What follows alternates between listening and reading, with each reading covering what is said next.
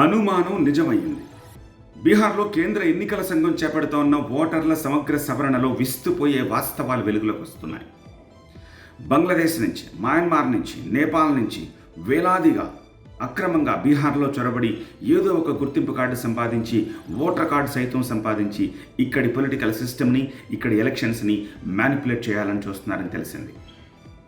వాళ్ళందరూ ఇప్పుడు ఎలాగో తమ గుర్తింపు కోల్పోతున్నారు. కానీ సమస్య ఎక్కడితో తీరిపోలేదు. వాళ్ళందరి దగ్గర రేషన్ కార్డులు ఉన్నాయి.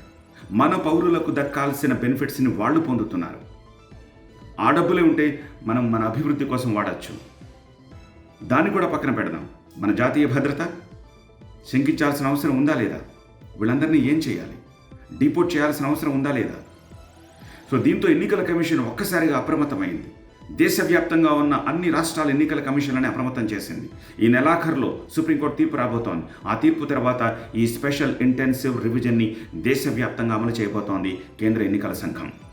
తద్వారా లక్షలాది మంది, కోట్లాది మంది అక్రమంగా భారతదేశంలో ఉంటున్న వాళ్ళందరినీ బయటకు తీయబోతోంది. కానీ ఇప్పుడు సమస్య ఏంటంటే వీళ్ళందరినీ బయటకు పంపించడం ఎలా? కానీ ఏదో రూపేణా వీళ్ళనైతే వాళ్ళ దేశాలకు పంపించాల్సిన అవసరం ఉందా లేదా? ఆ మాటకొస్తే ఒక్క తెలంగాణలో అనధికారిక లెక్క ప్రకారం 20,000 మంది రోహింగ్యాలు ఏదో ఒక కార్డు సంపాదించి ఇక్కడ తలదాచుకుంటున్నారని తెలుస్తోంది. వాళ్ళని ఇక్కడి నుంచి పంపించాల్సిన అవసరం ఉందా లేదా? మీ కమెంట్ రాయండి.